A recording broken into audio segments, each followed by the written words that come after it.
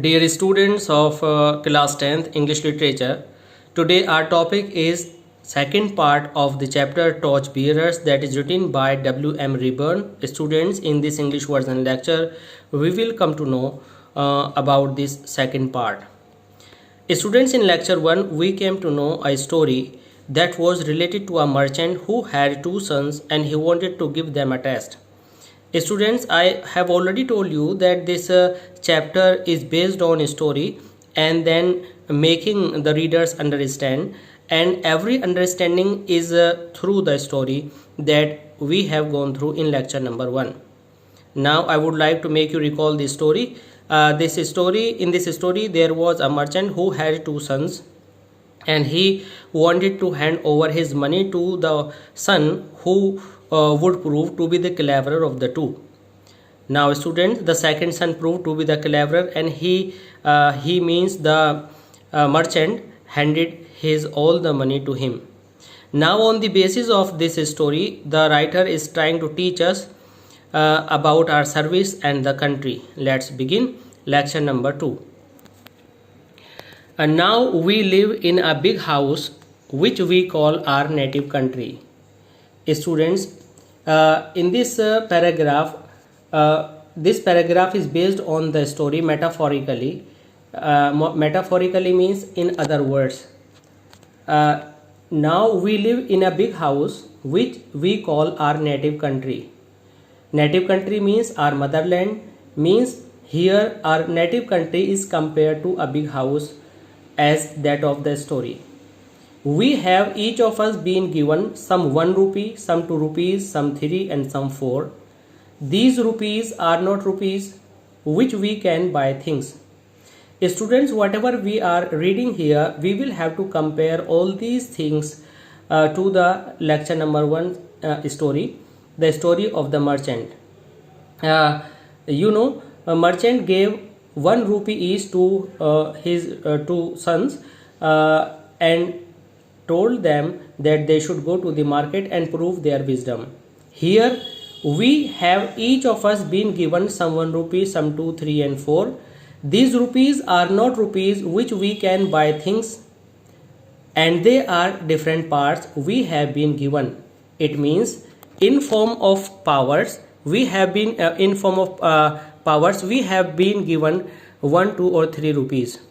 Students, the sons of the merchant had 1 rupee each, but we are given different powers, and they were living in the house of the merchant and we are living in a country. This is the scene. Each one of us has power of body, power of mind, power of character. Each of us has strength, time and intelligence which can be used.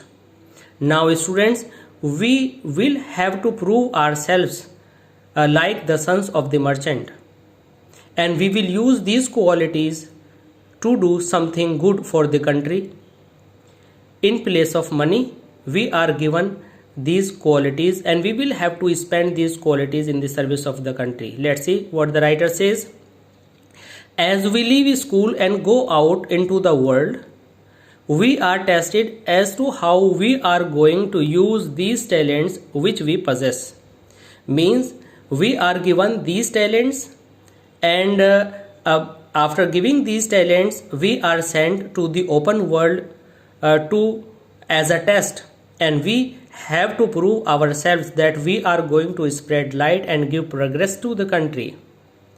Are we going to use them to buy useless hay like the first son?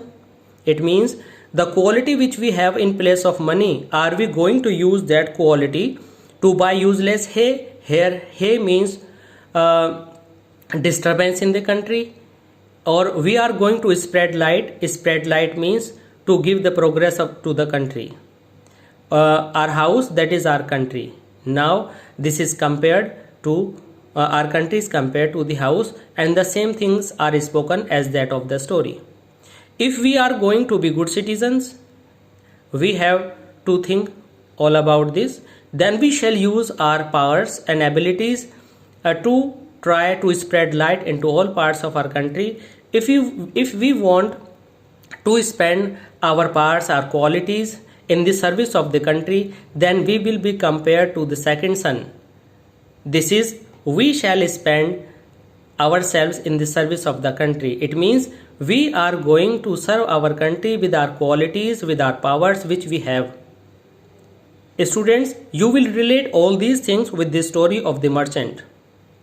Now the writer says, no country can progress unless it has good citizens. It means without good citizens, no country can progress anytime. So that if we love our country and want to serve it, we shall try to become good citizens. Means to become good citizen is very important. If we are good citizens, then definitely we are going to use our power, our talent, our mind, power of character, our intelligence, our strength in the service of the country. And we will do this, definitely the country will progress. And if any country has not such citizens, it's quite impossible to progress. Now the writer says, while we are at school, this is what we should be doing. Means school is the place where we should learn all these things and we should train ourselves. We should be training ourselves in the citizenship and cultivating. Means we should prepare ourselves as a good citizen and cultivating the characteristics of good citizens. Cultivating means, students, we should grow good qualities of good citizens in the school. If we do this, then we leave school and home. Students, after being trained, we leave school and go out into the different part of the country. We shall be able to fill it with the light of good citizenship. In students, in this way, we will go like the story of the merchant. Then after taking rupees, but these rupees are not rupees, these rupees are the training of the good citizenship. And after taking this training of good citizenship, when we go out into the different parts of the world, then we are tested whether we are going to use these talent, these characteristics of good citizenship to give progress to the country, or we are going to buy useless hay. Means we are going to destroy our country to cast our bad influence on others. Students, this is the end of this lecture, and I hope you have understood this lecture very well. And please, if you like this lecture, you subscribe our channel Oracy Classes of English Language. Please like, share and comment to us. Thanks.